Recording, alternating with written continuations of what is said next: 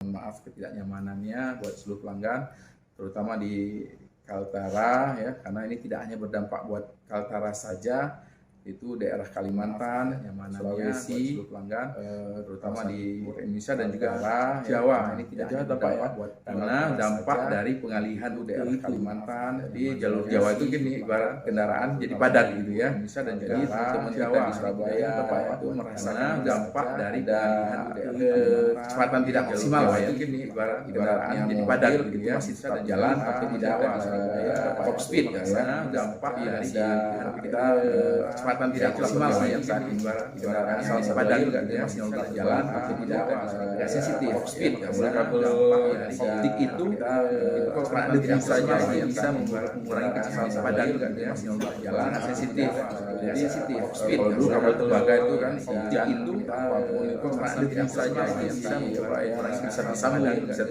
jalan sensitif optik top speed. Dulu kabel tembaga itu kan fungsinya itu bisa mengurangi kualitas layanan masyarakat sambung bisa Kita beralih ke informasi selanjutnya, saudara personil Polsek Cimanjaya mengamankan 2 pucuk senjata api atau senpi rakitan yang ditemukan oleh warga pada 16 September kemarin. Kita beralih ke informasi tersebut ditemukan dalam tanah di perkebunan warga di Kampung Mude Benaran, Kecamatan Tanggaja, Kabupaten Sunda pada 16 September. Senpi yang diduga bisa konflik aja ditemukan dalam tanah dan di perkebunan warga untuk mengetahui bagaimana informasi selengkapnya terkait temuan 2 pucuk senpi rakitan ini.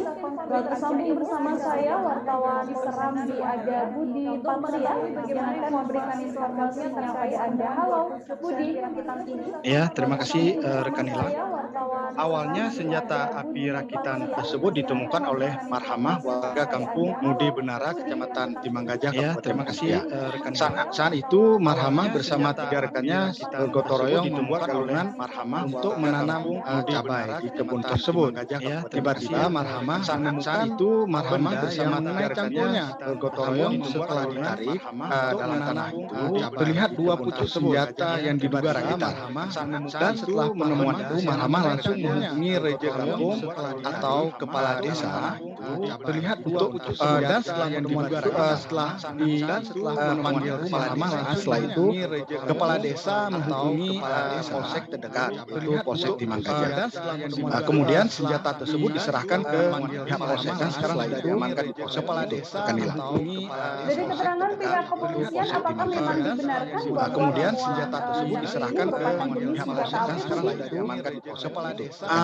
Itu masih diuji lab balistik dulu, kemudian begitu rekan Nila, karena untuk memastikan itu betul jenis senjata api itu harus diuji dulu. Mungkin pengembangannya akan disampaikan begitu kemudian rekan Nila, karena untuk memastikan itu artinya sejauh ini belum ada tindak lanjut dari temuan tersebut ya dari pihak kepolisian selain pengembangannya akan disampaikan begitu. Iya, masih melakukan penyelidikan sampai saat ini. Gitu. Sejauh ini belum ada. Terima kasih banyak Budi Patria, wartawan Serambi Indonesia yang telah memberikan informasi. Iya, masih melakukan penyelidikan sampai saat ini. Gitu. Kita ke informasi selanjutnya, saudara, untuk mewujudkan Kamsel tertib dan lancar lalu lintas atau Karlantas untuk menjalankan protokol kesehatan. Polres Muara Enim menggelar apel pasukan operasi patuh musim 2021. Operasi patuh tersebut akan dilaksanakan selama 14 hari dari tanggal 20 September hingga 3 Oktober mendatang di halaman Mapolres Muara Enim. Peserta apel pasukan operasi patuh musi 2021 ini juga terdiri dari beberapa unsur, diantaranya adalah anggota Polres Muara Enim, ada TNI, Satpol PP, Disub, dan juga anggota Satlantas Muara Enim. Pada operasi patuh musi 2021 ini, Polda Sumsel telah menetapkan beberapa sasaran dan juga target.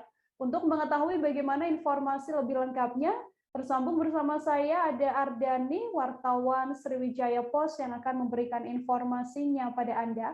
Halo, selamat petang Ardani. Halo, selamat petang rekan Nila. Ardani, bisa dijelaskan ini sebenarnya tujuan dari operasi patuh musi 2021 ini seperti apa? Baik rekan Nila. Bahwa tujuan operasi patuh musi 2021 ini dilaksanakan selama 14 hari dari tanggal 20 September sampai 3 Oktober 2021.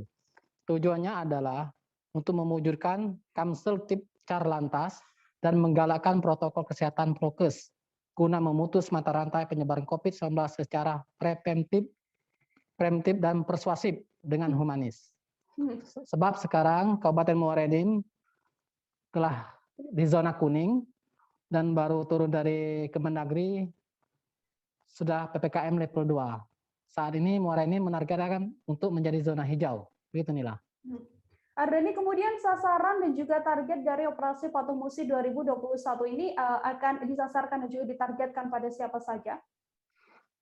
Adapun sasarannya adalah untuk meningkatkan disiplin masyarakat dalam menerapkan protokol kesehatan, meningkatkan disiplin masyarakat dalam berlalu lintas, dan mencegah penyebaran COVID-19 serta mewujudkan Kamsel tip Carlantas yang mantap. Adapun untuk target operasi Patuh ini adalah untuk memutus mata rantai penyebaran Corona 19 serta mencegah terjadinya kerumunan massa. Kemudian terciptanya Kamsel tip Carlantas pada jalur tol, arteri, dan tempat wisata, dan membaca arus lalu lintas dan menurunkan jumlah fasilitas korban laka lantas. Begitu. Sejauh ini berdasarkan informasi yang Anda dapatkan, bagaimana cara bertindak dari memutus mata rantai COVID-19 yang dilakukan dalam operasi Patuh Musi ini nantinya? Ya, baik Nila. Saat ini bermacam-macam cara telah dilakukan pemerintah bersama Porkopimda untuk memutus mata rantai. Adapun cara salah satunya adalah bertindak 5M, seperti memakai masker, mencuci tangan, menjaga jarak, menghindari kerumunan, dan mengurangi mobilitas. Melakukan 3T, testing, tracing, dan treatment. Melaksanakan vaksinasi dan penawar vaksin. Kemudian menerapkan aplikasi Peduli Lindungi, Giat Dikmas Lantas, Tur Jawali, pembatasan mobilitas dan rekayasa lalu lintas, penerapan gate penutupan jalan, one way. Selain itu juga pemerintah menghimbau kuliner untuk selalu menerapkan prokes, seperti membeli dengan cara dibungkus, bukan makan di tempat. Begitu Nila. Artinya tidak hanya di lalu lintasnya saja, tapi juga untuk restoran dan juga tempat-tempat makan juga tetap diberlakukan ya operasi ini. Karena untuk memutus mata rantai penyebaran COVID-19. Gitu Nila. Ya. Oke, saudara wartawan kami tadi juga telah menghimpun wawancara ini dengan Kasat Lantas Polres Muara Enim, ada AKP Indrowono. Berikut liputannya untuk Anda. Acara operasi Patuh itu apa, Pak? Operasi Patuh ini dilaksanakan dari tanggal 20 September sampai dengan tanggal 3 Oktober 2021. Sasarannya? TU daripada operasi ini adalah memutus mata rantai penyebaran COVID-19 dan mencegah terjadinya kerumunan massa, kemudian terciptanya Kamsel tip Carlantas pada jalur arteri dan tempat wisata, memperlancar arus lalu lintas dan menurunkan jumlah fatalitas korban laka lantas. Jadi apa harapan kita Pak dengan operasi ini?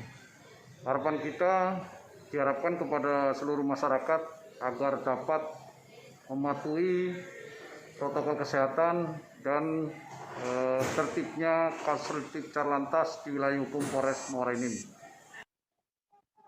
Kita beralih ke Lampung, saudara. Pemerintah telah kembali memperpanjang kebijakan pemberlakuan pembatasan kegiatan masyarakat atau PPKM. Di Bandar Lampung sendiri saat ini masih berada dalam level 3 dan akan diperpanjang hingga 4 Oktober mendatang. Selama masa berlaku kebijakan tersebut, Bandar Lampung diperbolehkan membuka mal dengan jam operasional sampai pukul 21 waktu setempat dengan kapasitas pengunjung 50%. Hal ini sesuai dengan instruksi dari Menteri Dalam Negeri nomor 39 tahun 2021. Untuk mengetahui bagaimana informasi lebih lengkapnya, tersambung bersama saya wartawan Tribun Lampung ada Vincentius Soma Ferrer yang akan memberikan informasinya pada Anda. Halo Vincent. Halo rekan Nila, selamat sore. Selamat sore, Vincent. Untuk situasi terkini di Mall Bandar Lampung pada penerapan PPKM kali ini seperti apa situasinya? Iya, untuk bisa kita informasikan, Bandar Lampung sendiri berada dalam status PPKM level 3. Artinya dari periode masa PPKM kemarin tidak ada peningkatan maupun pengurangan.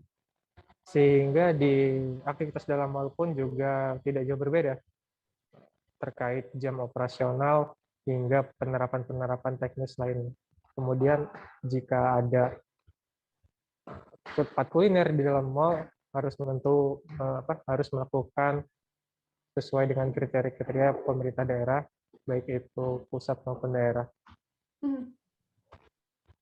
Vincent, apakah memang untuk masyarakat Bandar Lampung sendiri yang nantinya akan masuk ke dalam mall ada syarat-syarat khusus yang harus mereka miliki? Iya, tidak seperti di sebagian Pulau Jawa, di Bandar Lampung sendiri belum memiliki kriteria-kriteria khusus seperti misalnya aplikasi Peduli Lindungi yang belum diterapkan maupun juga syarat vaksin yang belum diterapkan. Hal itu disebabkan pemerintah setempat yang masih mengoptimalkan proses vaksinasi.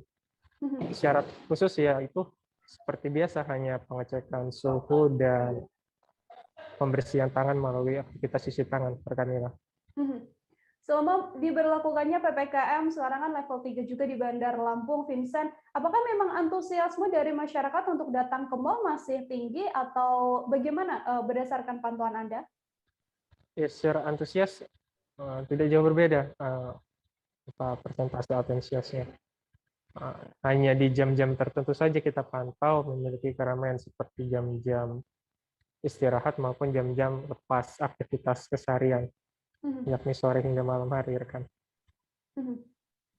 Baik, selain mall, Vincent, kemudian untuk kondisi lainnya yang berkaitan dengan PPKM level 3 di Bandar Lampung ini sendiri bisa diinformasikan? Iya, bisa kita informasikan saat ini pemerintah Kota Bandar Lampung masih menggunakan mekanisme penerapan PPKM di 2 pekan sebelumnya. Belum ada pembaharuan untuk 2 pekan ke depan. Sehingga memang masyarakat masih diharap untuk mematuhi syarat-syarat PPKM yang seperti biasa. Begitu, rekan. Oke, artinya penerapan PPKM-nya masih sama, peraturannya juga masih sama di tengah perpanjangan PPKM level 3 di Bandar Lampung, Saudara. Untuk mengetahui bagaimana informasi lebih lengkapnya, wartawan kami Vincent telah menghimpun wawancara dengan seorang pengunjung mal bernama Sidik. Berikut liputannya untuk Anda. Alhamdulillah sih, mungkin keadaannya sekarang sudah cukup membaik ya, berarti sebenarnya mungkin akan kembali ke jam operasional normal, karena dulu mungkin sampai jam 9, jam 10. Kalau menurut saya ya alhamdulillah, dan mungkin kita jadi nggak terlalu terburu-buru ya, karena kadang kan kita nyari kebutuhan biasanya malah lebih fokus ke malamnya setelah bisa mungkin, karena kan kalau kita yang kerja kadang siangnya sibuk, terus habis maghrib atau habis isya baru nyari kebutuhannya malam, jadi mungkin jadi nggak buru-buru. Biasanya kan sampai jam 8, jadi jam 8 udah tutup, jadi kita agak buru-buru gitu. Ya, dengan dibukanya hingga pukul 9 ini Mas Sidik, apa yang kita harapkan baik itu pengelola mal ataupun pemerintah terkait protokol kesehatan ya mungkin? Ya, kalau harapan kita adanya sudah membaik ya, yang pasti itu balik lagi ke diri kita untuk protokol kesehatan. Dari mal juga kan sudah ada himbauan-himbauan dari pemerintah juga sudah, yang pastinya kita juga harus tetap menjaga dari diri kita sendiri. Kalau misalkan himbauan itu udah ada tapi kita nggak menerapkannya juga percuma. Jadi balik ke kita sendiri. Kita beralih ke informasi selanjutnya, Saudara. Sebanyak 8 personel Brimopolda Kepri dilepas menuju Mimika, Papua untuk mengamankan kontingen atlet asal Provinsi Kepri pada Senin 20 September. Pelepasan sendiri dipimpin langsung oleh Dansat Brimopolda Kepri, Kombes Pol M. Rendra Salipu di Bandara Hang Nadiem, Batam. 8 personel tersebut merupakan bagian dari tim pengamanan atlet selama PON berlangsung di Papua. Bagaimana informasi selengkapnya terkait pengiriman pasukan pengaman ke PON Papua ini? Tersambung bersama saya ada wartawan Tribun Batam Ihwan Nur Fadilah yang akan memberikan informasinya pada Anda. Halo Ihwan, selamat petang. Ya, rekan Nila, selamat sore. Ya, baik. Baik, saya akan melaporkan terkait pelepasan personel Brimopolda Kepri yang dilakukan kemarin itu, rekan Nila. Bahwasanya sebanyak 8 personil langsung dilepas menuju Kabupaten Mimika, Papua untuk pengamanan kontingen atlet Provinsi Kepri. Dalam hal ini, kemarin keberangkatan 8 personil sendiri bersamaan dengan cabang olahraga futsal Provinsi Kepri, di mana tim futsal Kepri sendiri sudah menunggu personel di Jakarta. Dari Jakarta juga diketahui personil juga langsung berangkat bersama cabur futsal menuju kota Mimika, Rekanila. Iwan, kemudian nantinya personil yang dikirimkan ke Papua ini apakah akan disebar atau difokuskan ke satu titik saja? Oke, baik Rekanila. Sebagaimana diketahui dari penyampaian dan Brimob-Polda Kepri yakni Kombes Pol Rendra Salipu, diketahui bahwasanya sebanyak 20 personil Brimob akan dikirimkan menuju Papua, di mana nantinya 20 personil tersebut akan dibagi dalam 4 klaster dan masing-masing klaster akan dilakukan pengawalan ketat terhadap kontingen atlet Provinsi Kepri, di mana memang 4 klaster ini sendiri dibagi dalam yakni ada Kabupaten Mimika, Jayapura, Sentani serta Merauke, Rekanila. Adakah kota atau mungkin kabupaten yang menjadi atensi dari pengamanan kali ini, Iwan? Mungkin dari penyampaian dan Brimob juga diketahui Kabupaten Mimika menjadi atensi serius dari personel Brimob Polda Kepri dikarenakan memang situasi dan kondisi di Kabupaten Mimika sendiri. Lalu memang personel dari Brimob sendiri juga mengantisipasi wilayah-wilayah penggunungan selama pelaksanaan PON. Sebagaimana diketahui saat ini memang Papua menjadi atensi serius dari personel keamanan Polri. Begitu Rekanila. Baik, terima kasih banyak Iwan atas laporan Anda dan saudara wartawan kami tadi juga menghimpun wawancara ini dengan Dansat Brimob Polda Kepri, ada Kombes Pol M. Rendra Salipu. Berikut laporannya untuk Anda. Yang pertama, tim pengamanan akan bertemu dengan tim futsal menuju Timika. Sebanyak 8 personil. Itu nanti di mana, Pak? Ya. Kemana? Di Papua nanti? Ke Timika. Timika ya. Terus selanjutnya ada berapa rombongan lagi nanti? Ini tim kita yang pertama, 8 personil dari kepolisian pengamanan. Nanti akan bergabung dengan teman-teman yang dari tim futsal yang di Jakarta akan bergabung dan bersama-sama berangkat ke Timika. Ini kan katanya ada 20-an. Ya betul. Ini berangkatnya bertahap sesuai dengan pemberangkatan dari tim kuningnya dan atletnya. Ada berapa tahap, Komandan?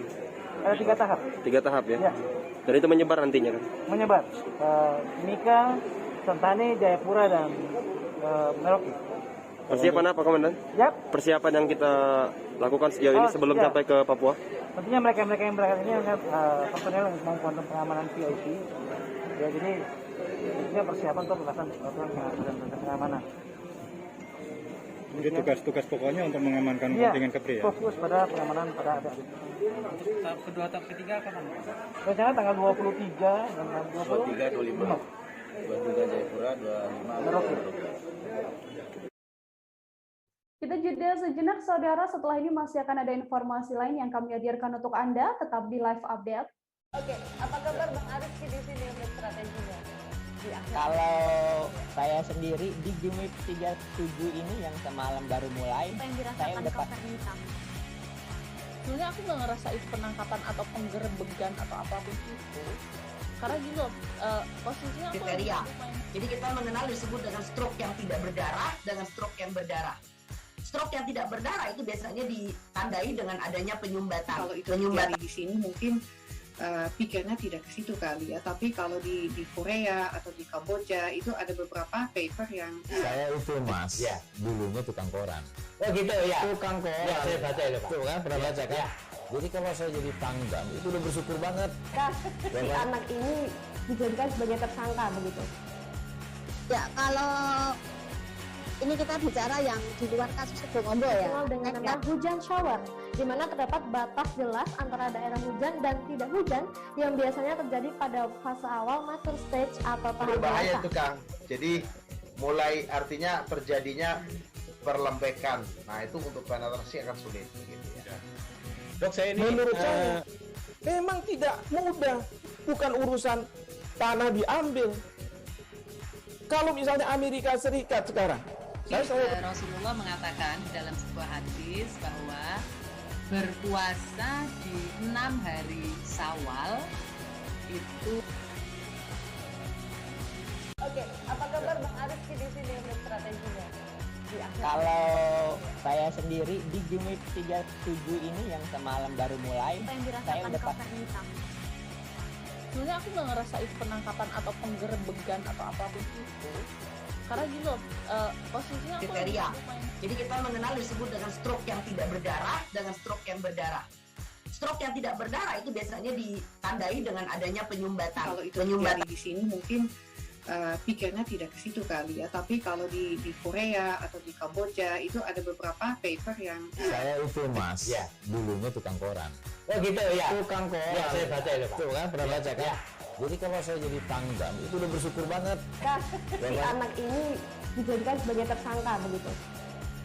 Ya kalau ini kita bicara yang di luar kasus Bongombo ya. Dengan nama hujan shower, di mana terdapat batas jelas antara daerah hujan dan tidak hujan yang biasanya terjadi pada fase awal mature stage atau tahap Berbahaya dewasa. itu Kang. Jadi mulai artinya terjadinya perlembekan. Nah itu untuk penetrasi akan sulit. Gitu ya.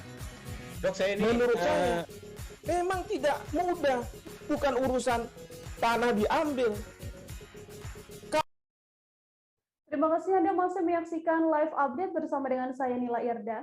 Kita beralih ke informasi lain, Saudara penyidik Komisi Pemberantasan Korupsi atau KPK telah melakukan pemeriksaan terhadap Gubernur DKI Jakarta Anies Baswedan pada Selasa 21 September.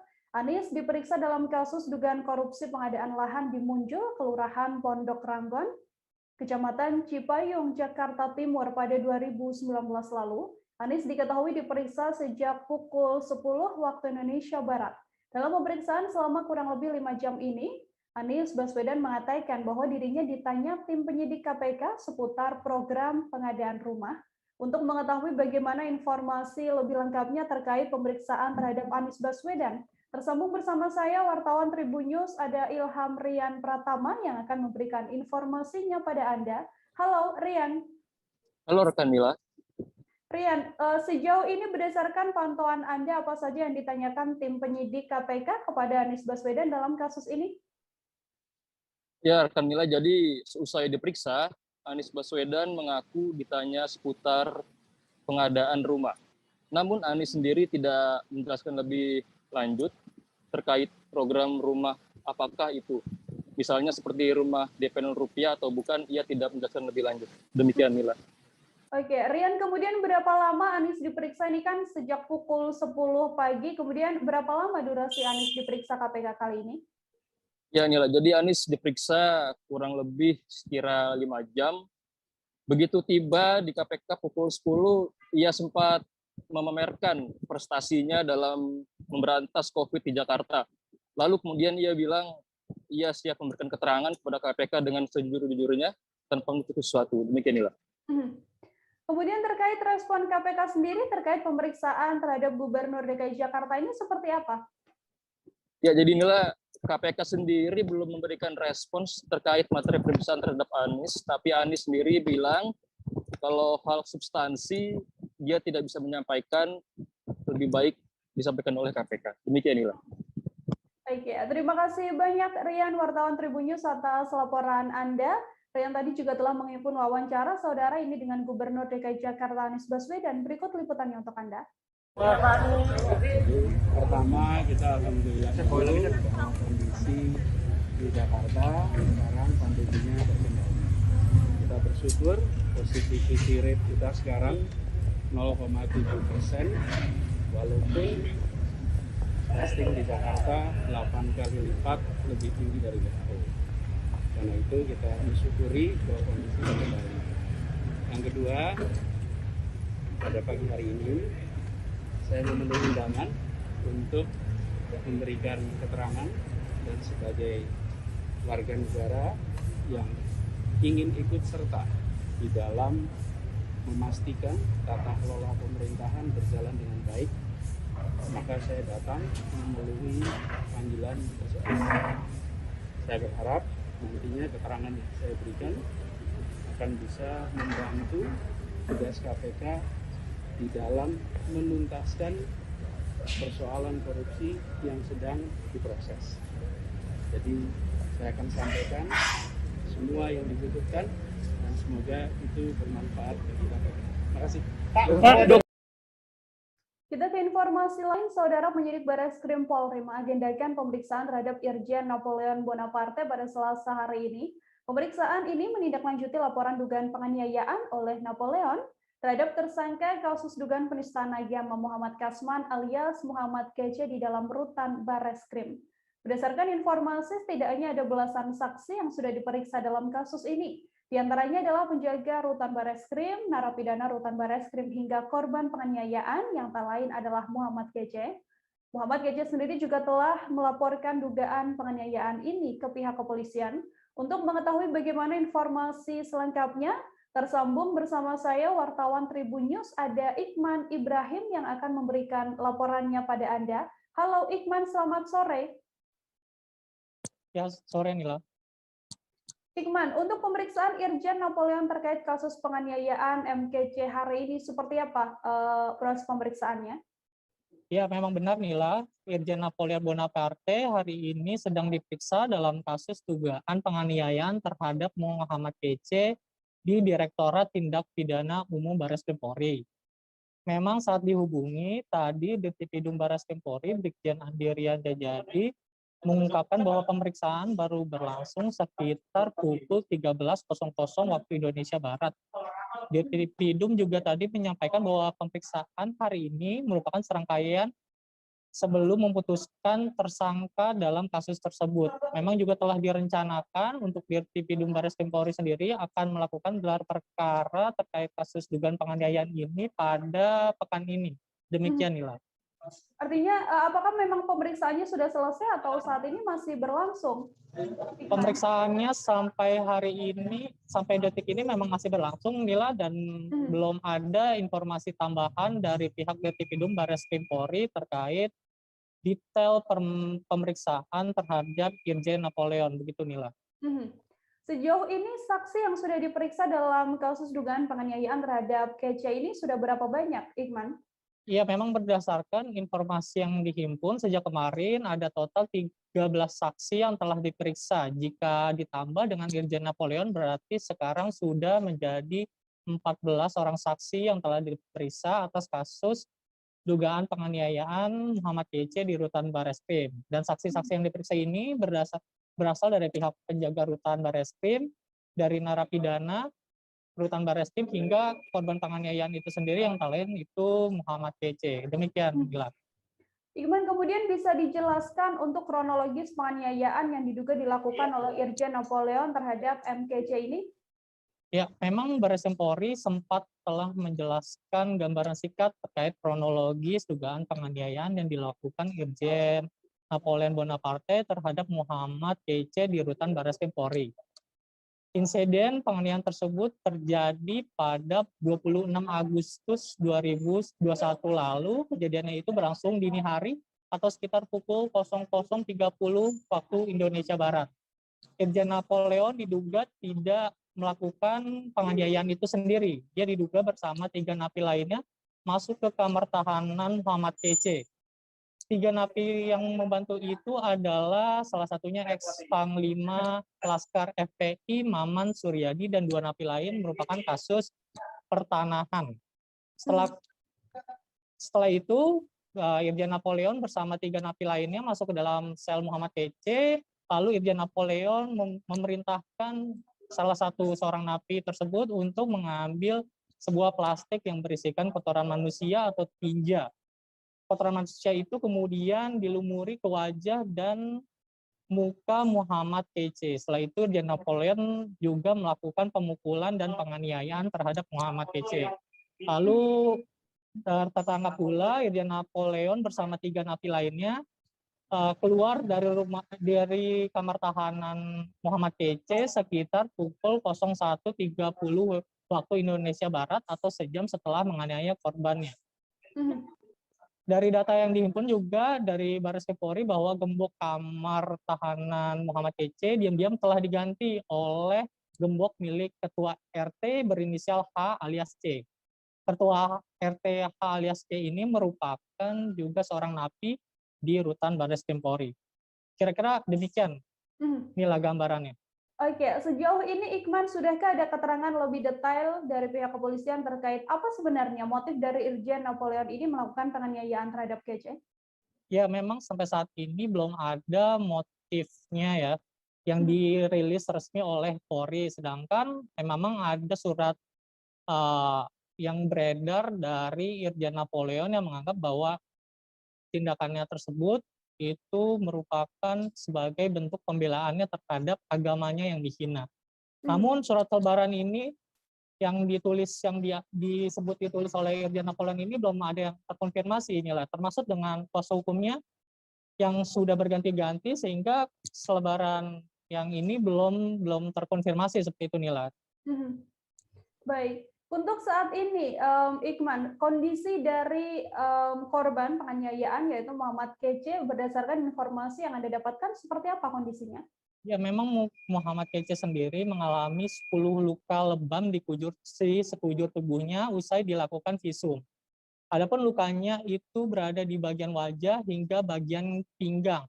Namun kondisi Muhammad Kece saat ini telah dalam kondisi sehat mengingat kejadian tersebut itu sudah terjadi sekitar sebulan yang lalu atau tepatnya di 26 Agustus 2021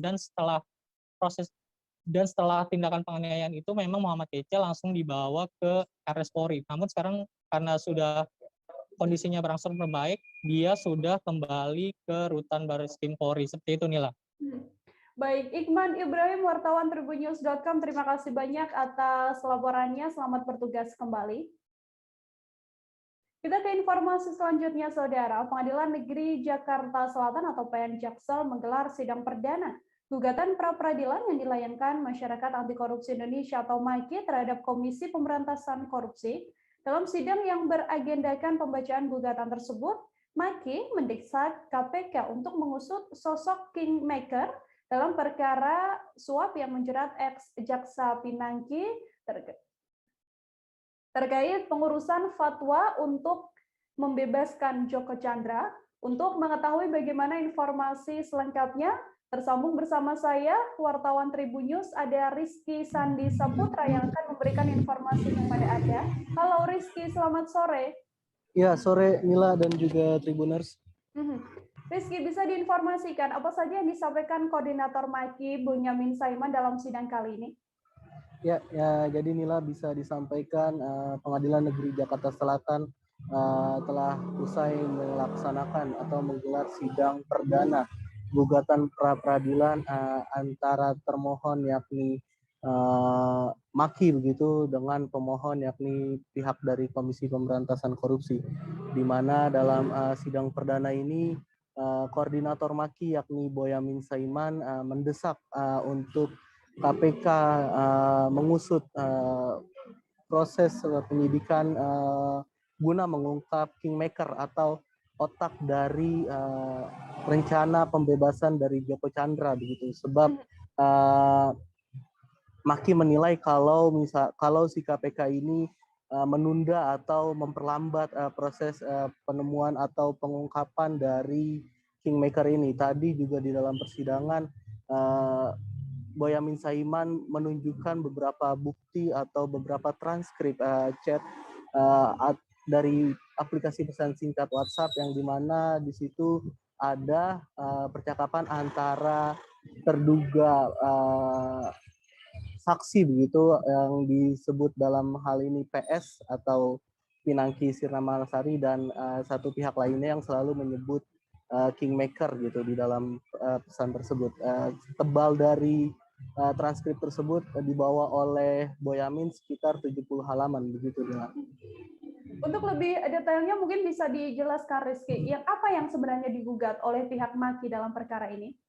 Ya, jadi inilah bisa disampaikan kalau MAKI atau Masyarakat Anti Korupsi Indonesia ini menggugat setidaknya ada 7 poin begitu kepada KPK. Namun secara garis besar Bonyamin mengatakan pihaknya hanya ingin KPK kembali mengusut itu untuk mengungkap siapa kingmaker dari rencana pembebasan terdakwa kasus hak tagih atau Kesi Bank Bali yakni Joko Chandra begitu Nila.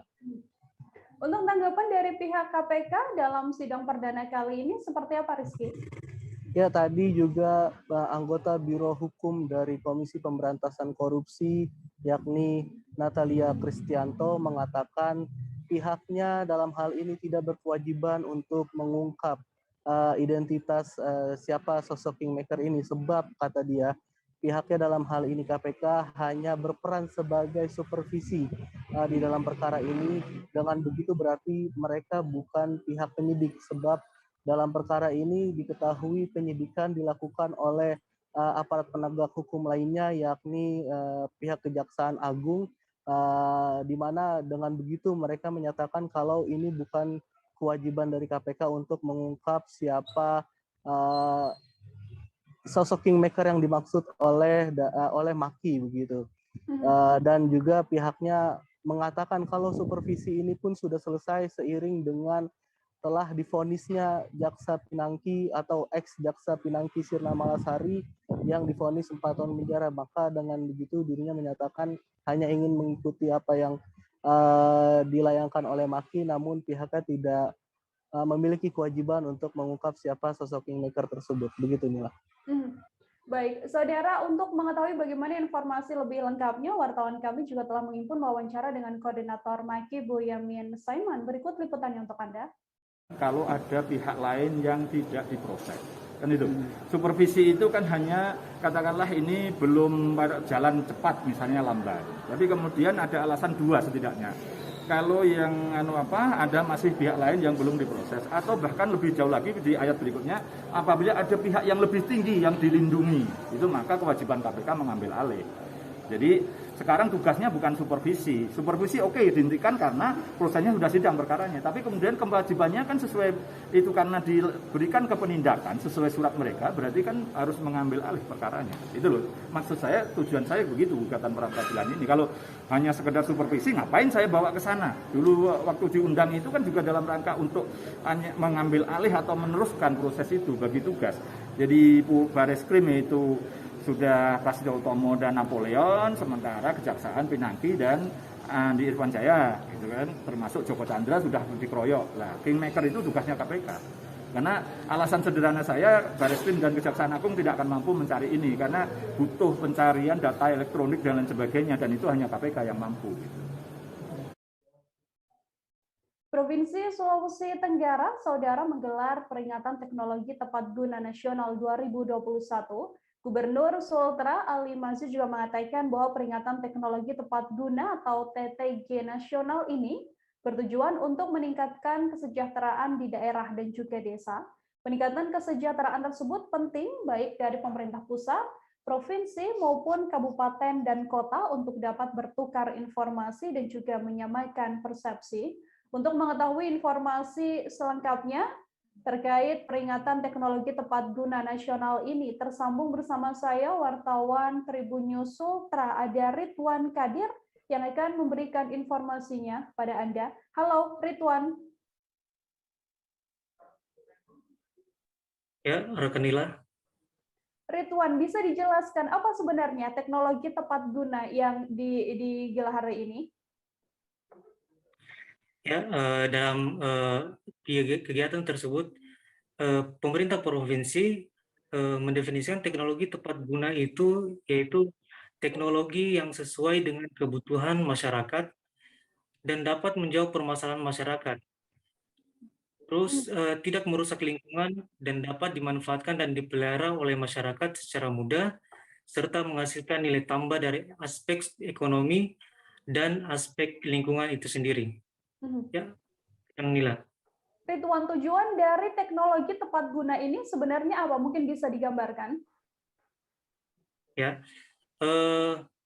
teknologi tepat guna itu sendiri bertujuan untuk meningkatkan kesejahteraan di daerah dan di desa.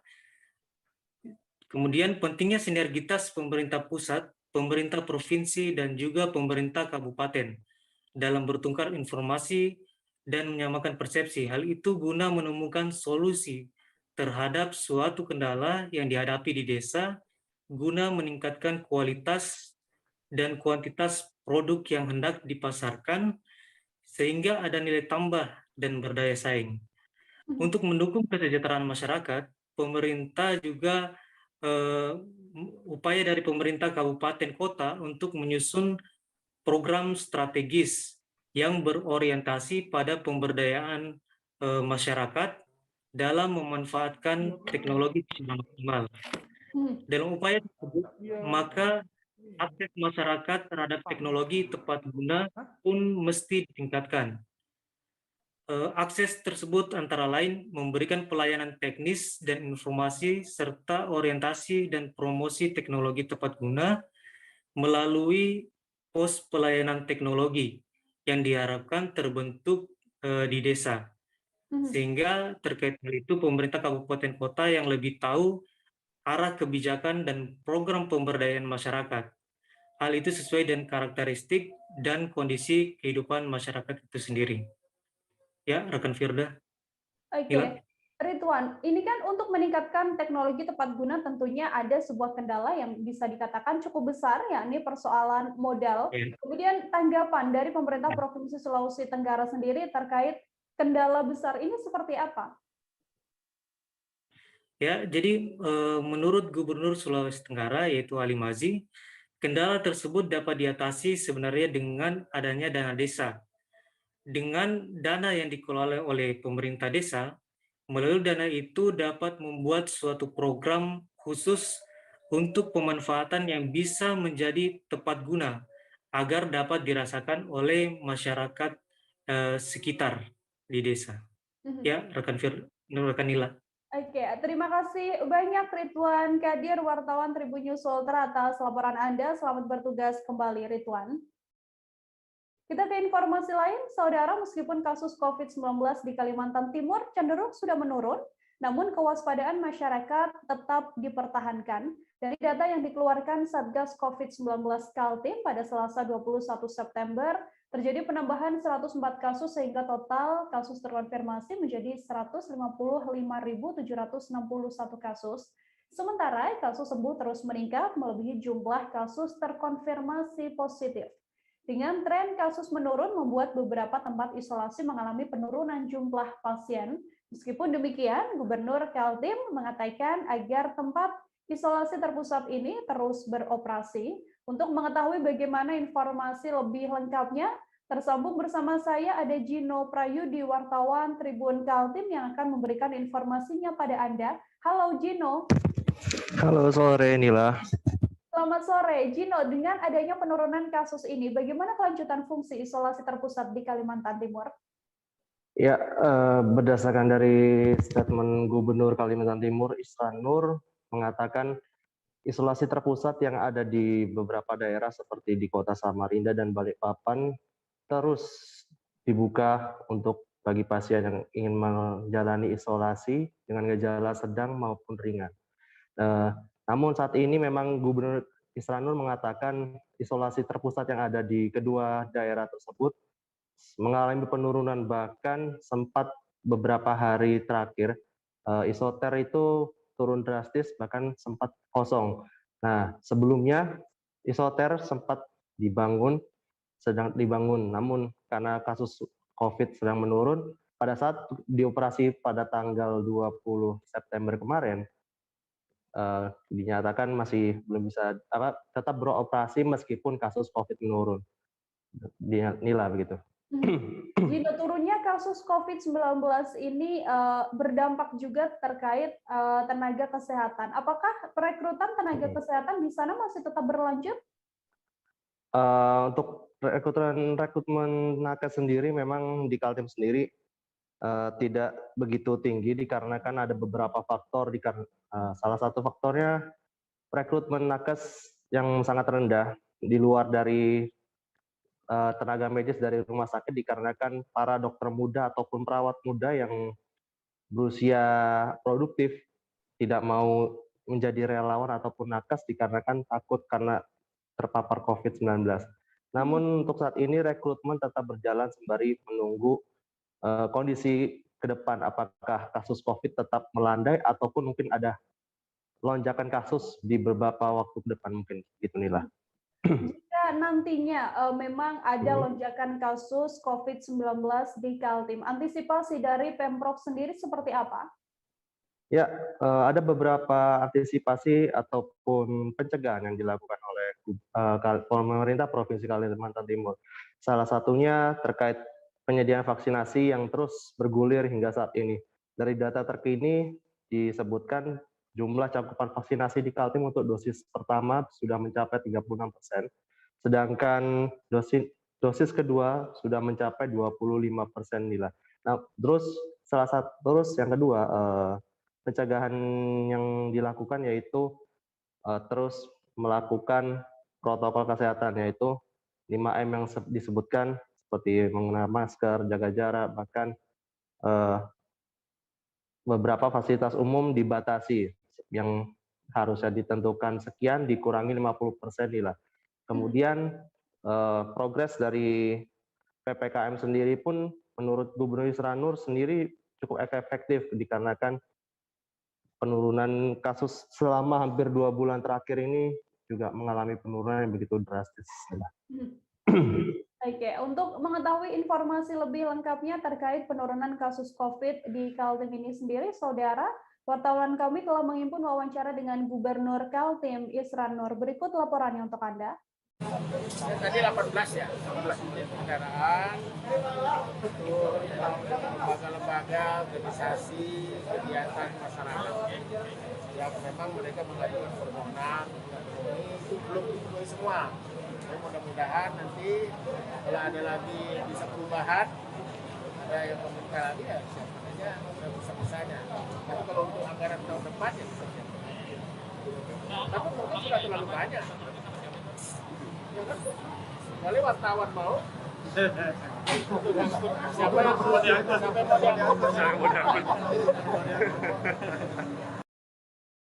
Kami masih akan kembali seusai jeda dengan informasi lain. Saudara tetap di live update. Oke, apa kabar Bang Arifki di sini untuk strateginya? Kalau saya sendiri di Gumip 37 ini yang semalam baru mulai, saya udah sebenarnya aku nggak ngerasa itu penangkapan atau penggerebegan atau apapun itu, karena gitu posisinya kriteria. Jadi kita mengenal disebut dengan stroke yang tidak berdarah dengan stroke yang berdarah. Stroke yang tidak berdarah itu biasanya ditandai dengan adanya penyumbatan. Kalau itu terjadi di sini mungkin pikirnya tidak ke situ kali ya, tapi kalau di Korea atau di Kamboja itu ada beberapa paper yang saya itu Mas, ya, dulunya tukang koran. Oh gitu ya. Tukang koran. Ya, saya baca itu Pak. Tuh kan pernah baca kan? Ya. Jadi kalau saya jadi Pangdam itu udah bersyukur banget. Si anak ini dijadikan sebagai tersangka begitu. Ya, kalau ini kita bicara yang di luar kasus Sebongombo ya. Dengan nama hujan shower, di mana terdapat batas jelas antara daerah hujan dan tidak hujan yang biasanya terjadi pada fase awal mature stage atau tahap berbahaya itu Kang. Jadi mulai artinya terjadinya perlembekan. Nah itu untuk penetrasi akan sulit. Gitu ya. Dok, saya ini menurut saya memang tidak mudah, bukan urusan tanah diambil. Kalau misalnya Amerika Serikat sekarang, Rasulullah mengatakan dalam sebuah hadis bahwa berpuasa di 6 hari Syawal itu. Oke, apa kabar Bang Arifki di sini untuk strateginya? Kalau saya sendiri di Gumip 37 ini yang semalam baru mulai, saya udah sebenarnya aku nggak ngerasa itu penangkapan atau penggerebegan atau apapun itu, karena gitu posisinya kriteria. Jadi kita mengenal disebut dengan stroke yang tidak berdarah dengan stroke yang berdarah. Stroke yang tidak berdarah itu biasanya ditandai dengan adanya penyumbatan. Kalau itu terjadi di sini mungkin pikirnya tidak ke situ kali ya, tapi kalau di Korea atau di Kamboja itu ada beberapa paper yang saya itu Mas, ya, dulunya tukang koran. Oh gitu ya. Tukang koran. Ya, saya baca itu Pak. Tuh kan pernah baca kan? Ya. Jadi kalau saya jadi Pangdam itu udah bersyukur banget. Si anak ini dijadikan sebagai tersangka begitu. Ya, kalau ini kita bicara yang di luar kasus Sebongombo ya. Dengan nama hujan shower, di mana terdapat batas jelas antara daerah hujan dan tidak hujan yang biasanya terjadi pada fase awal mature stage atau tahap berbahaya itu Kang. Jadi mulai artinya terjadinya perlembekan. Nah itu untuk penetrasi akan sulit. Gitu ya. Dok, saya ini menurut saya memang tidak mudah, bukan urusan tanah diambil. Kalau misalnya Amerika Serikat sekarang, Rasulullah mengatakan dalam sebuah hadis bahwa berpuasa di 6 hari Syawal itu. apa kabar Bang Ariski di sini untuk strateginya? Kalau saya sendiri di Gimik 37 ini yang semalam baru mulai, saya udah Sebenarnya aku nggak ngerasain penangkapan atau penggerebegan atau apapun itu, karena gitu posisinya aku kriteria. Jadi kita mengenal disebut dengan stroke yang tidak berdarah dengan stroke yang berdarah. Stroke yang tidak berdarah itu biasanya ditandai dengan adanya penyumbatan. Kalau itu terjadi di sini mungkin pikirnya tidak ke situ kali ya, tapi kalau di Korea atau di Kamboja itu ada beberapa paper yang Saya itu Mas, dulunya tukang koran. Oh gitu ya. Tukang koran. Ya, saya baca itu Pak. Tuh kan, pernah baca kan? Jadi kalau saya jadi Pangdam itu udah bersyukur banget. Si anak ini dijadikan sebagai tersangka begitu. Ya, kalau ini kita bicara yang di luar kasus Sebongombo ya. Dikenal dengan nama hujan shower, di mana terdapat batas jelas antara daerah hujan dan tidak hujan yang biasanya terjadi pada fase awal mature stage atau tahap Berbahaya dewasa. itu Kang. Jadi mulai artinya terjadinya perlembekan. Nah itu untuk penetrasi akan sulit. Gitu ya. Dok, saya ini menurut saya memang tidak mudah, bukan urusan tanah diambil. Kalau misalnya Amerika Serikat sekarang, Rasulullah mengatakan dalam sebuah hadis bahwa berpuasa di 6 hari Syawal itu. Oke, apa kabar Bang Ariski di sini untuk strateginya? Kalau saya sendiri di Gimik 37 ini yang semalam baru mulai, saya udah Sebenarnya aku nggak ngerasain penangkapan atau penggerebegan atau apapun itu, karena gitu posisinya aku kriteria. Jadi kita mengenal disebut dengan stroke yang tidak berdarah dengan stroke yang berdarah. Stroke yang tidak berdarah itu biasanya ditandai dengan adanya penyumbatan. Kalau itu terjadi di sini mungkin pikirnya tidak ke situ kali ya, tapi kalau di Korea atau di Kamboja itu ada beberapa paper yang Saya itu Mas, dulunya tukang koran. Oh gitu ya. Tukang koran. Ya, saya baca itu Pak. Tuh kan, pernah baca kan? Jadi kalau saya jadi Pangdam itu udah bersyukur banget. Si anak ini dijadikan sebagai tersangka begitu. Ya, kalau ini kita Anda masih menyaksikan live update bersama dengan saya Nila Irda. 3 rumah ludes terbakar di Gang Salagita, Kelurahan Marabahan, Kabupaten Barito Kuala, Provinsi Kalimantan Selatan pada dini hari tadi. Api diketahui muncul di bagian belakang kediaman Yanti dan merembet ke bangunan lainnya yang saling berdekatan. Insiden yang berlangsung sekira pukul 2:30 tersebut sontak membuat warga sekitar gaduh karena kawasan merupakan kawasan padat penduduk dan berdekatan dengan pasar. Untuk mengetahui bagaimana informasi selengkapnya, tersambung bersama saya, wartawan Banjarmasin Pos, ada Tabri di sana yang akan memberikan informasinya pada Anda. Halo, Tabri.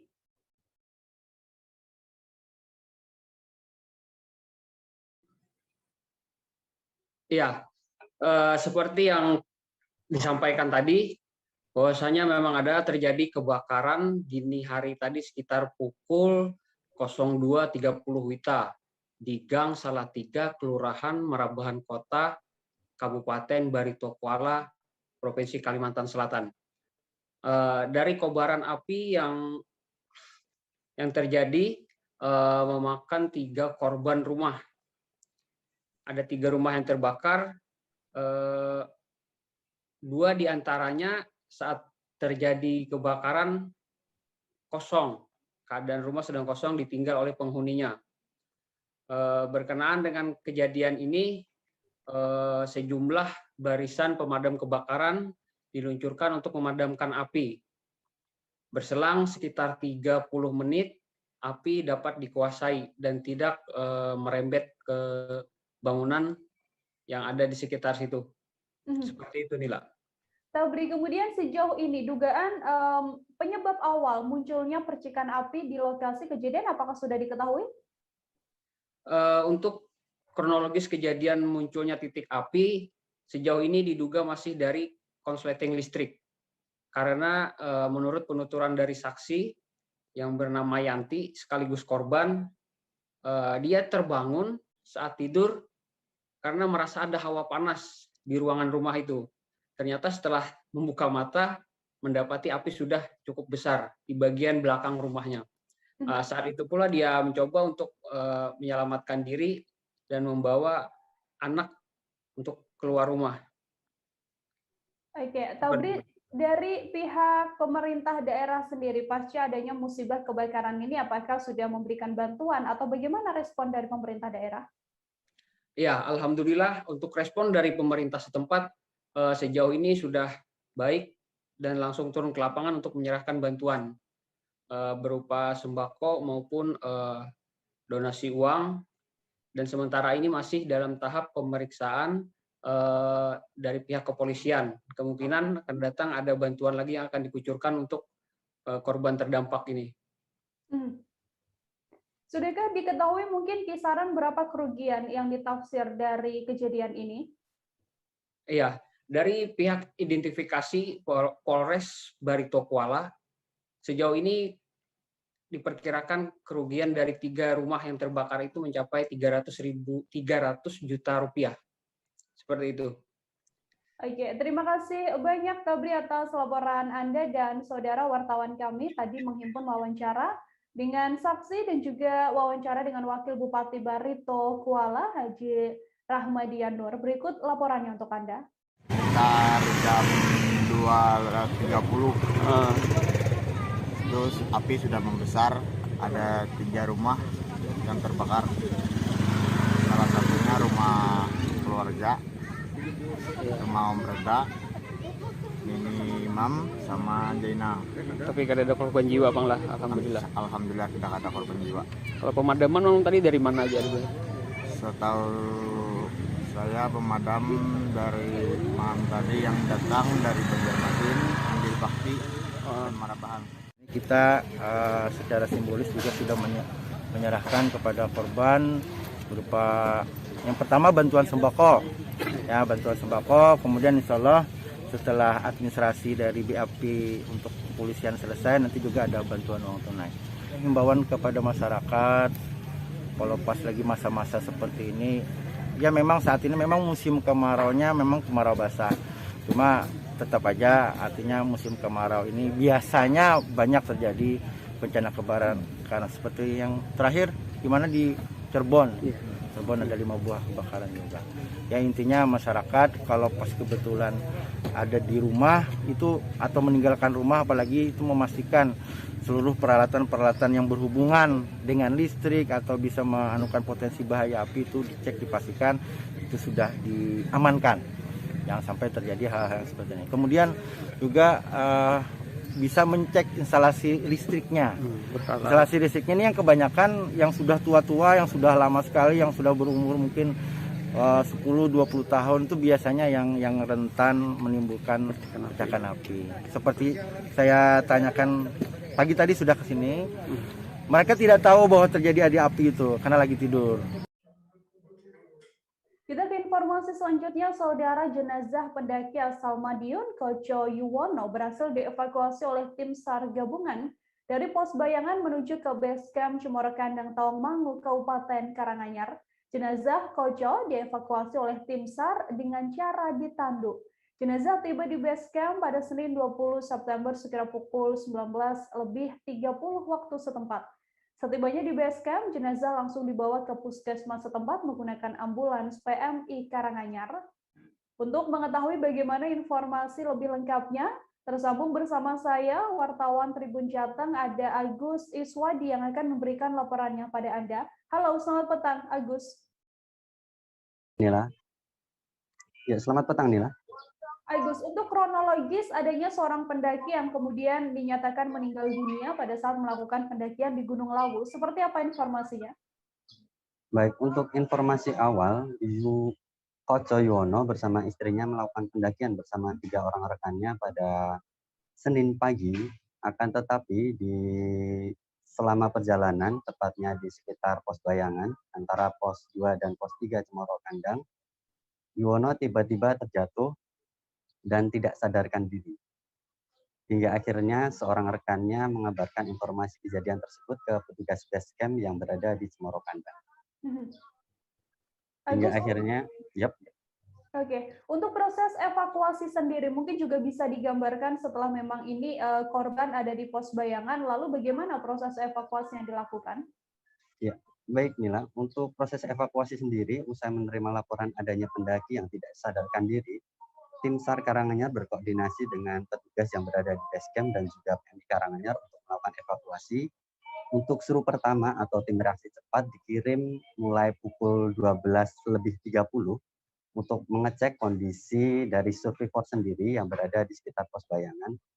Akan tetapi ketika dicek kondisi dari survivor tersebut, denyut nadinya sudah melemah dan mengalami kram di perut dan sesak nafas. Begitu Nila. Dari hasil pemeriksaan tim dokter dan juga Inafis Polres Karanganyar, seperti apa informasinya? Ya, baik Nila. Untuk informasi awal dan konfirmasi dari istri korban sendiri, sebenarnya survivor itu tidak memiliki riwayat penyakit. Akan tetapi setelah dilakukan pemeriksaan awal oleh petugas Puskesmas Taumangu dan juga Inafis Polres Karanganyar, survivor dinyatakan mengalami serangan jantung mendadak hingga tidak sadarkan diri. Begitu Nila. Oke, baik. Kemudian untuk aturan pendakian pasca adanya kejadian meninggalnya seorang pendaki ini sendiri, untuk aturan pendakian di Gunung Lawu, apakah memang akan dievaluasi atau seperti apa informasinya, Agus? Iya, untuk informasi yang dihimpun dari tribunjateng.com, pihak Pertani berencana akan berkoordinasi dengan Disparpora Karanganyar selaku pengelola jalur pendakian Gunung Lawu untuk mengecek kembali atau membuat kebijakan kaitannya dengan persiapan pendaki sebelum melakukan pendakian ke Gunung Lawu. Mengingat saat ini situasi merupakan masa peralihan, yaitu peralihan dari musim kemarau ke musim penghujan, sehingga cuaca yang berada di sekitaran Gunung Lawu cukup ekstrim. Sehingga diperlukan untuk pengecekan yang lebih detail kepada pendaki supaya tidak hanya kondisi fisik saja, tetapi untuk perlengkapan pendukung juga harus dipersiapkan betul. Begitu Nila. Baik, terima kasih banyak Agus Iswadi, wartawan Tribun Jateng, atas laporan Anda. Sebelumnya, saudara wartawan kami tadi telah menghimpun wawancara ini dengan Koordinator Lapangan Operasi SAR Karanganyar, ada Febrian Kurnia. Berikut liputannya untuk Anda. Kabar bahwasanya survivor ini sebelumnya belum sarapan pagi, melakukan pendakian. Kemudian info lanjut sampai di pos sebelum pos bayangan, survivor mengalami kendala kram di perut. Kemudian mengalami sesak napas dan kehilangan kesadaran. Untuk teman-teman survivor sendiri selanjutnya melaporkan ke Basecamp Induk dan tim TRC kita luncurkan untuk mengecek kondisi TKP ataupun keadaan survivor di atas. Sampai di atas, kita kurang dari 1 jam sudah sampai di atas.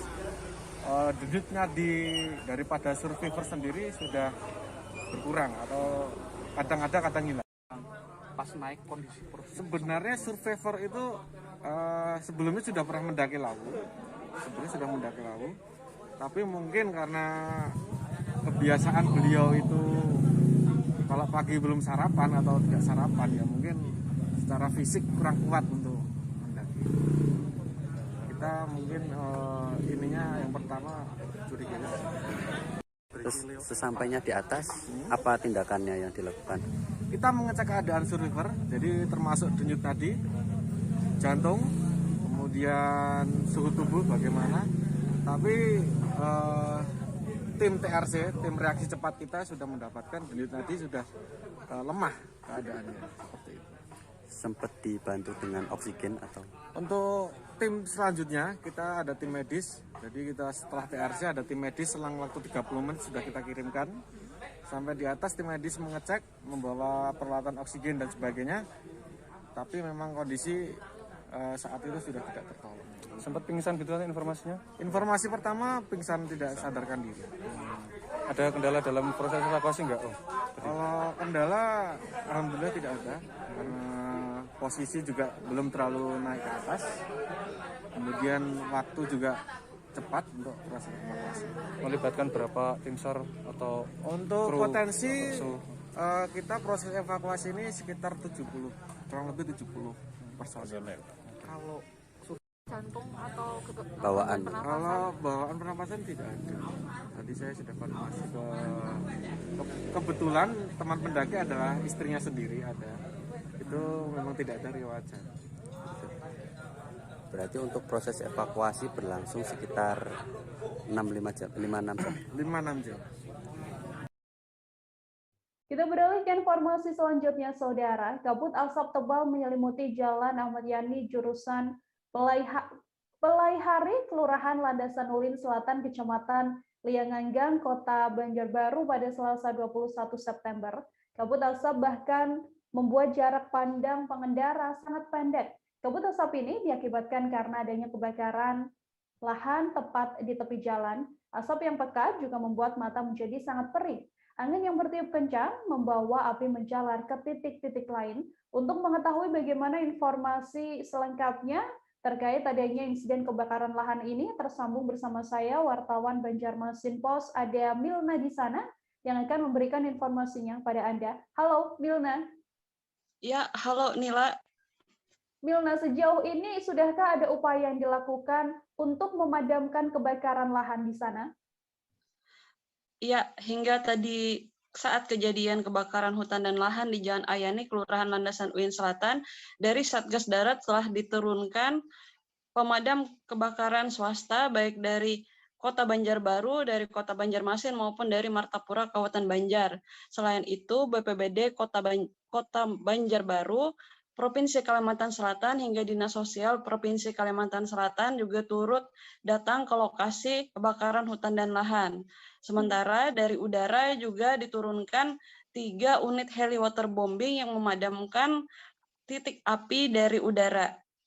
Namun hingga saat ini terpantau juga di Kota Banjarbaru sedang diguyur hujan, sehingga diharapkan api dan asap mulai berangsur-angsur menurun. Milna, sudah berapa hari sebenarnya kebakaran lahan ini terjadi? Apakah memang dalam proses pemadamannya ada kendala yang dialami oleh petugas? Baik Nila, berdasarkan keterangan dari Lurah Landasan Ulin Selatan, kebakaran lahan di Landasan Ulin Selatan ini sudah terjadi selama 3 hari.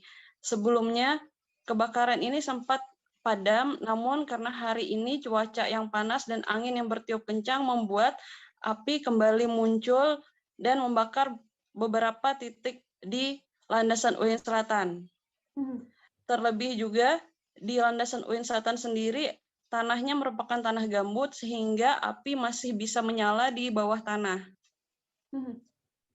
Oke, Milna, kemudian untuk kondisi rumah warga yang letaknya tidak jauh dari lokasi titik api, bagaimana kondisinya berdasarkan pantauan Anda?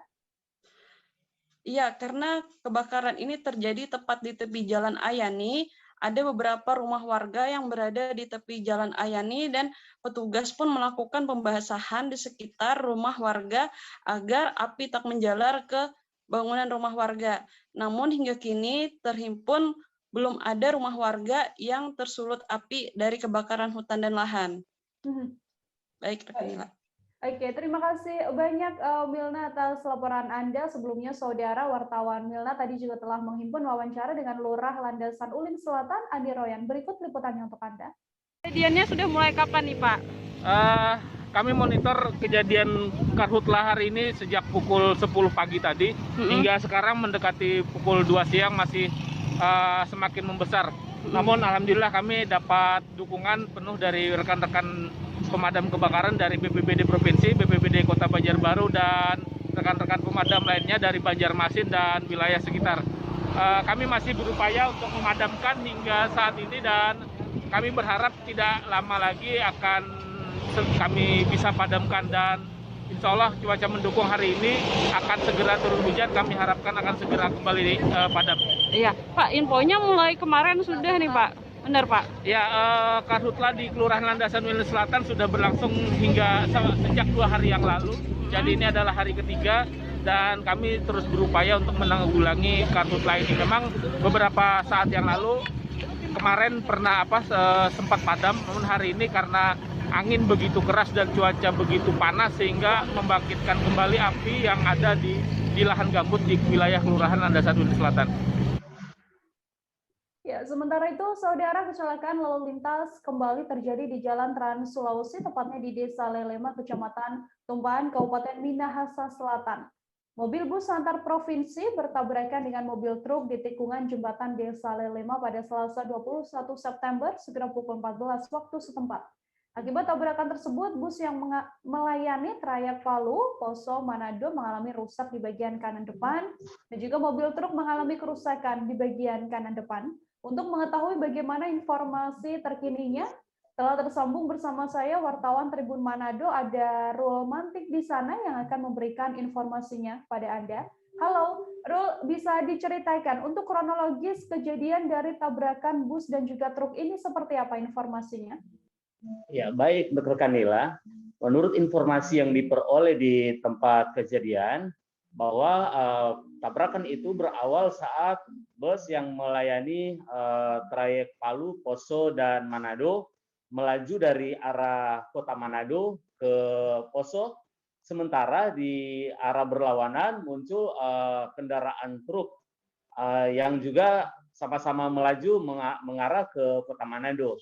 Nah, ketika tiba di tikungan jalan jembatan Desa Lelema, kedua kendaraan itu tidak bisa menghindari tabrakan. Demikian rekan Nila. Adakah korban jiwa atau mungkin bisa diinformasikan terkait korban dalam kecelakaan tersebut, Rul? Iya, baik rekan Nila. Jadi setelah tabrakan itu tidak ada korban jiwa, namun kedua sopir pengendara bus maupun truk, keduanya mengalami luka-luka di bagian tubuhnya. Sementara para penumpang banyak yang mengalami shock karena kaget dan mungkin takut dengan kejadian tabrakan yang mereka alami itu. Dan akhirnya para penumpang banyak yang turun ke rumah warga untuk menenangkan diri. Demikian rekan Nila. Bisa diceritakan, Rul, untuk kondisi jalanan sendiri pada saat kecelakaan dan juga di lokasi kecelakaan ini seperti apa? Iya, kondisi jalan di lokasi kecelakaan tadi itu memang cukup sempit. Nah, selain sempit, jalan itu juga ada tikungan yang berbentuk huruf S. Nah, di ujung tikungan itu terdapat satu jembatan yang juga tidak terlalu lebar. Nah, di sebelah kiri sebelum jembatan, di samping jalan terdapat tiang listrik. Sehingga jika ada dua kendaraan yang cukup lebar berpapasan di tempat itu, salah satu kendaraan harus berhenti. Padahal jalan ini adalah jalan yang cukup ramai, jalan yang menghubungkan seluruh kota-kota maupun provinsi di kota-kota di Provinsi Sulawesi Utara. Demikian Nila. Untuk saat ini setelah adanya kecelakaan, penanganan dari pihak kepolisian seperti apa, Rul? Nah, setelah kejadian tabrakan tadi, petugas kepolisian dari Polres Kabupaten Minahasa Selatan langsung menuju ke TKP, dipimpin langsung oleh Kanit Lantas, yaitu Pak Maksi Liu, beserta dengan dua personil.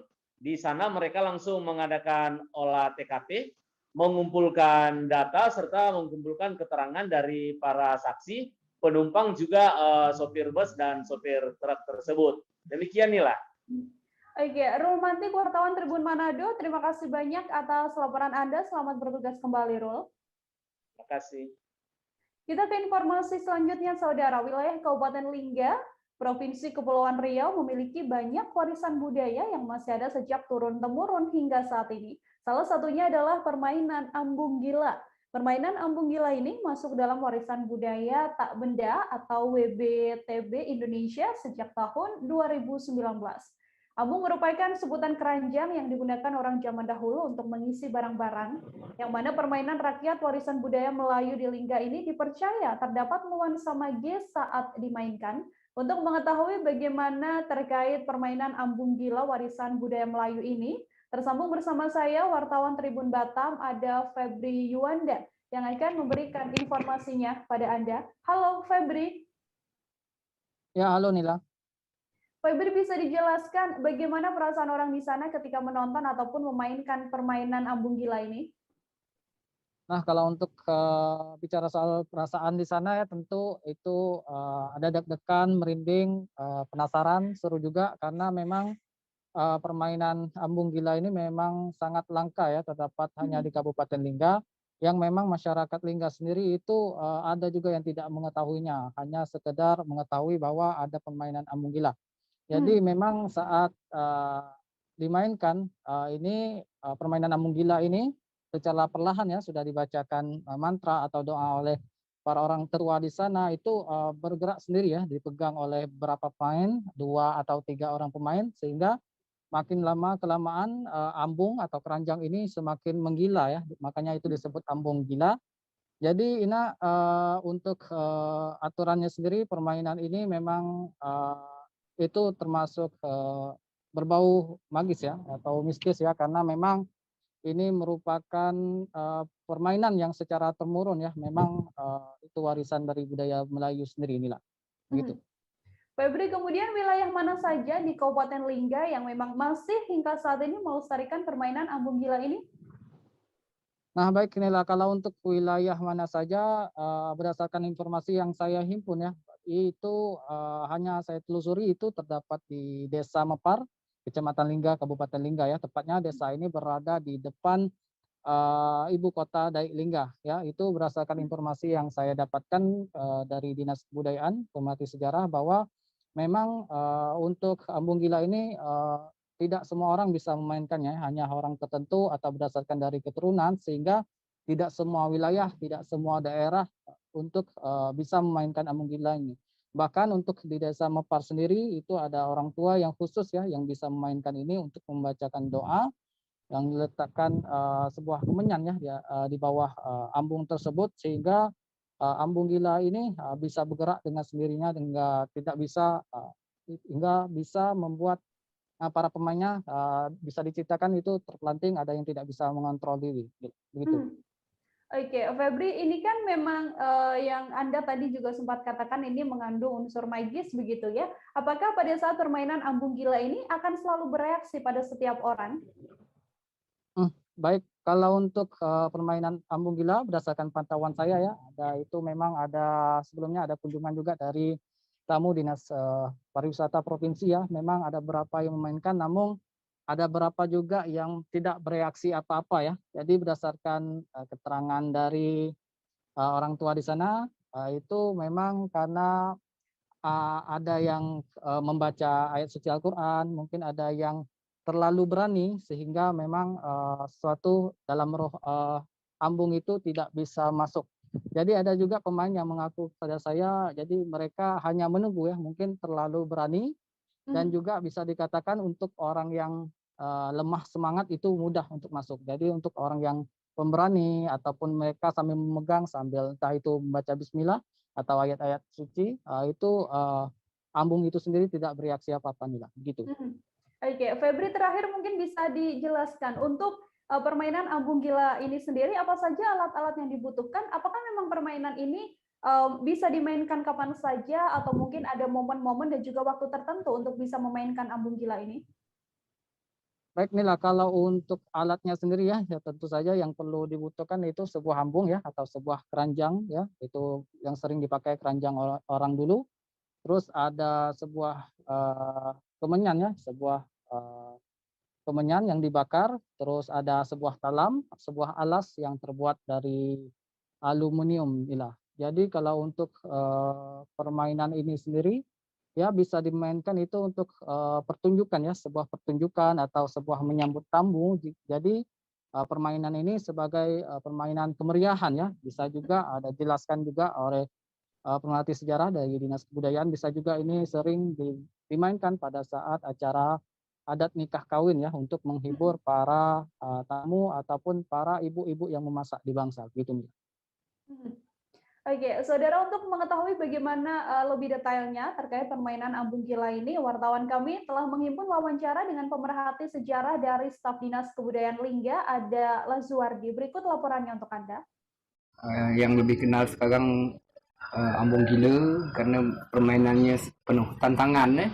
Sebenarnya tradisi itu sudah lama secara turun-temurun berkembang, terutama selain di dalam acara-acara pertunjukan juga dia selalu menjadi hiburan, baik itu hiburan biasa dalam arti kata bersuka-suka di dalam sebuah permainan maupun di dalam acara nikah kawin. Karena orang-orang tua dulu untuk menghiburkan para pekerja di bangsal itu berbagai permainan, pertunjukan yang ditampilkan untuk menghibur orang yang bekerja di Bansal. Seperti tadi permainan ambung, permainan lesung, permain joget dan sebagainya. Jadi permainan itu memang sudah mulai dalam arti kata meredup, terutama di Dayak Lingga ini. Akan tetapi di tempat-tempat lain permainan ini